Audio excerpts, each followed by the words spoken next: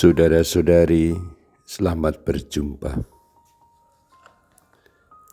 Pada kesempatan ini saya ingin mengajak Anda semua untuk merenungkan adorasi sebagai saat kita menyembah Tuhan Yesus Kristus sebagai Injil yang adalah kekuatan Allah yang menyelamatkan setiap orang yang percaya. Pada suratnya kepada umat di Roma, Santo Paulus berkata begini, "Saudara-saudari, aku mempunyai keyakinan yang kokoh dalam Injil. Karena Injil itu kekuatan Allah yang menyelamatkan setiap orang yang percaya. Pertama-tama orang Yahudi, tetapi juga orang Yunani." Tentu dapat diperluas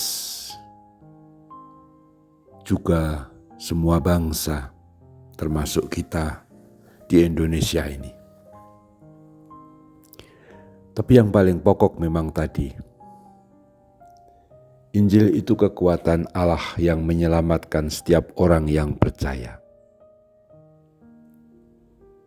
Dan itulah Yesus Kristus, Injil yang adalah kabar baik, kabar mengenai Allah yang menyelamatkan kita. Bukan hanya sekedar dengan sabda-sabdanya, perintah-perintahnya. Dalam masyarakat kita biasa mendengarkan, kalau orang melaksanakan perintah Allah pasti selamat. Tentu saja perintah Allah itu mesti kita laksanakan. Tetapi dalam iman Kristiani, kita memahami dan mengimani bahwa Allah tidak hanya bersabda dan memberi perintah, tetapi Allah itu memberikan hidupnya dengan cara mengutus anaknya yang tunggal, Yesus Kristus. Dialah Sang Sabda, Sang Putra yang menjadi manusia, tinggal di antara kita. Dia menjadi manusia seperti kita kecuali dalam hal dosa. Dia mengalami segala sesuatu seperti kita alami, bahkan penderitaan dan kematian yang sangat mengenaskan, mengerikan, yaitu disalib. Untuk apa? Untuk solider dengan kita, sekaligus membawa kita kepada pendamaian yang sempurna dengan Allah. Mengapa kita perlu didamaikan? Ya karena kita manusia pendosa yang terus berbuat salah dan dosa.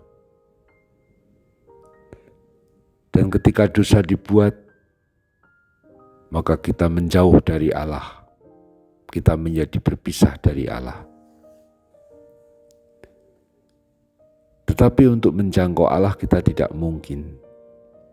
Dan tidak cukup hanya menjalani perintah-perintahnya.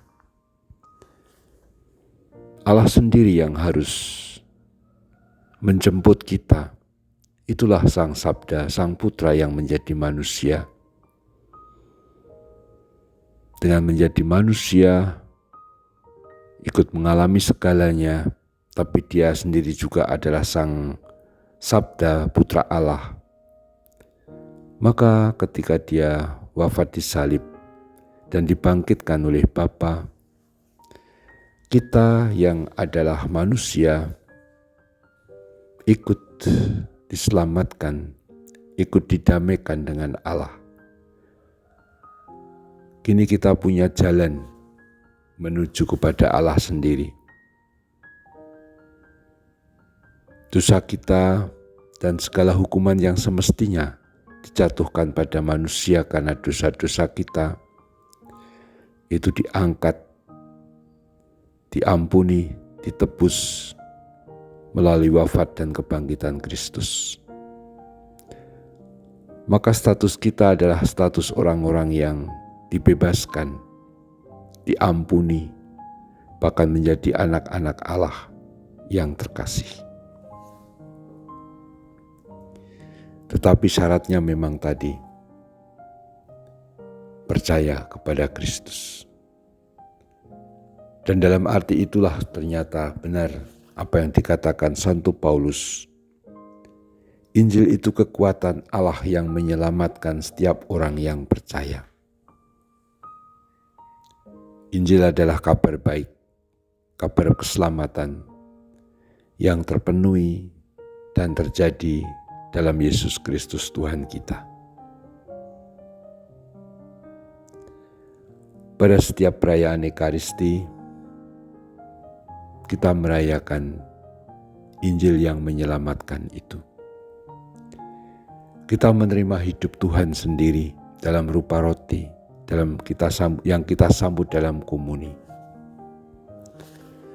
Membuat kita apa yang dikatakan Santo Paulus, Injil sebagai kekuatan Allah yang menyelamatkan setiap orang yang percaya, itu hadir secara sakramental, dapat kita pegang melalui sakramen Maha Kudus atau tubuh Kristus yang kudus itu.